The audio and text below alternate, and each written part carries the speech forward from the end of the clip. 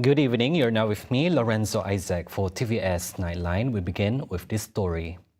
Sarawak is pushing to fast-track its rights under the Malaysia Agreement 1963, with health autonomy at the top of the agenda, and wants to break free from federal bureaucratic delays.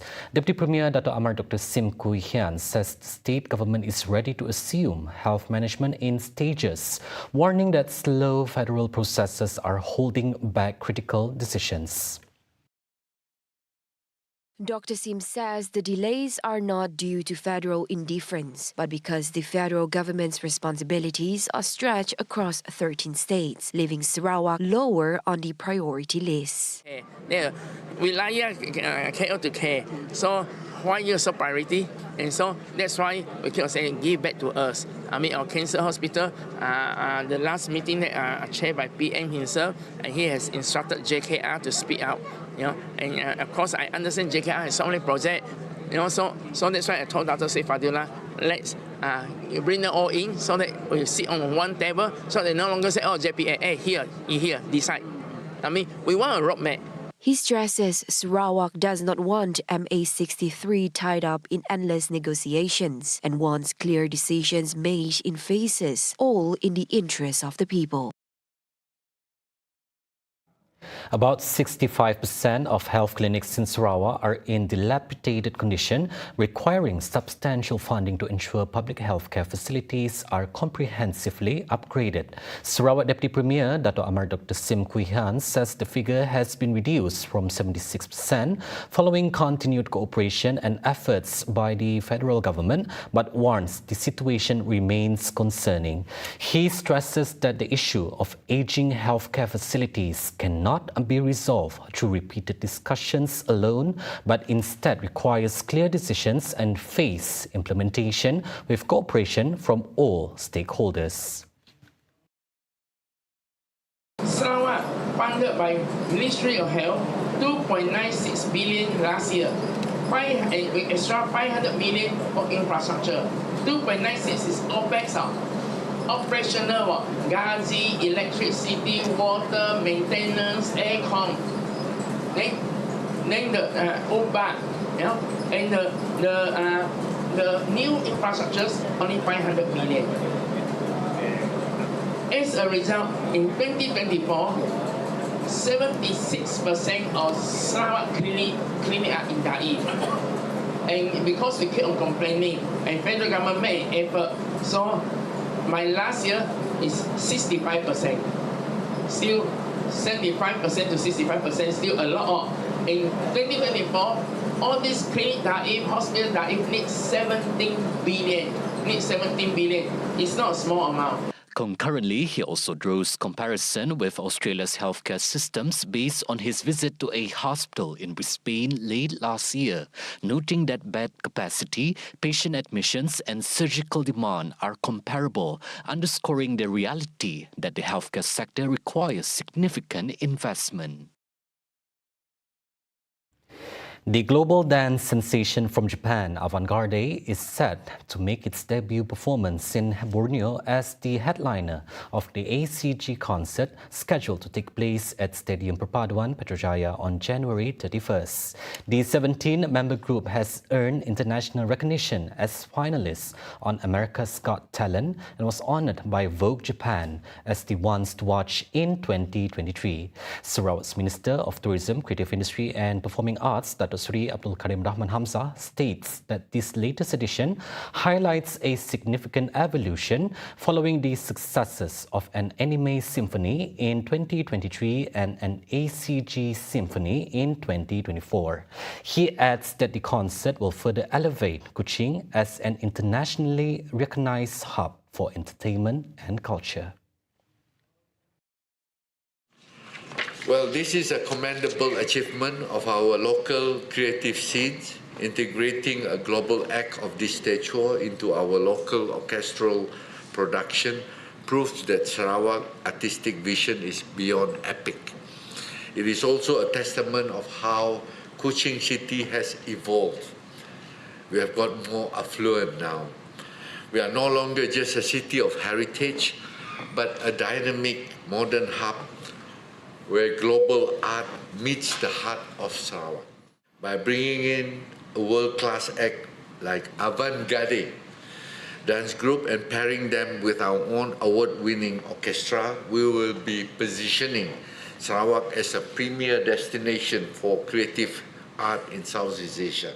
Supported by the Ministry of Tourism, Creative Industry and Performing Arts of Sarawak, this concert will feature a collaboration of 60 orchestra musicians, professional singers, dancers and 50 choir members. Lasting 2 hours, the concert will take audiences on a journey through some of the world's most popular anime soundtracks, including Naruto, Haikyuu, Demon Slayer and iconic works from Studio Ghibli such as My Neighbor Totoro, Spirited Away, House, Moving Castle and Suzume. Tickets are available exclusively through Ticket to You with prices ranging from 198 ringgit to 438 ringgit.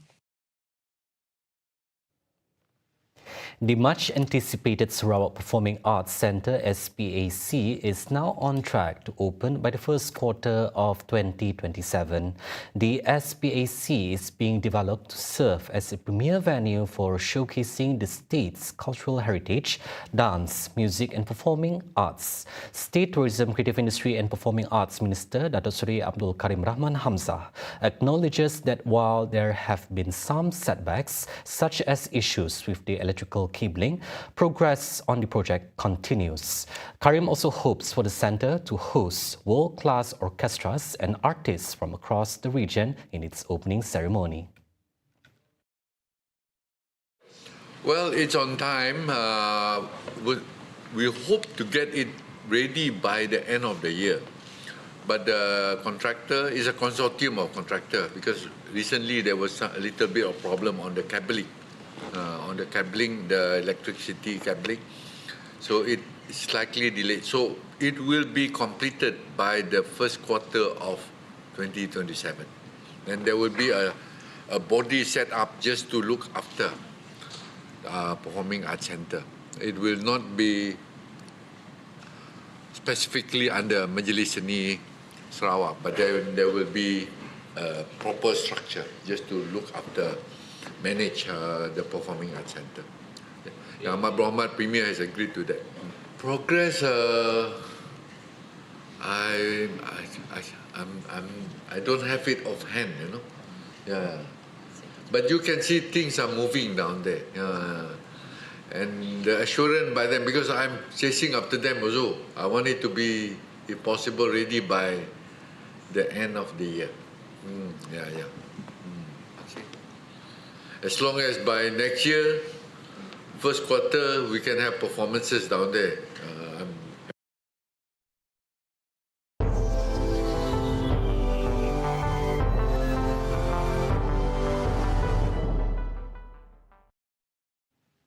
On to world news, vast crowds of people in Venezuela's capital have marched, danced and pumped their fists in a display of support for the government of U.S. abducted President Nicolas Maduro. The protests are occurring as Venezuela's interim president, Delcy Rodriguez, insisted that no foreign power was governing her country after U.S. President Trump said Washington would run it pending a transition after snatching her predecessor. RT senior correspondent Murad Gastiev reports from the heart of the protests in Caracas. We're in downtown Caracas. A huge march stretched through the city today, full of people who support Nicolas Maduro, who support the government, but also many people who don't, who never supported Nicolas Maduro. But what unites all of them is that what happened they find unacceptable. Trump is not the master of the world. He's not a Venezuelan to make decisions for our president, let alone kidnap him. Venezuela is a sovereign country. We have elected President Nicolas Maduro. We are the people that chose him.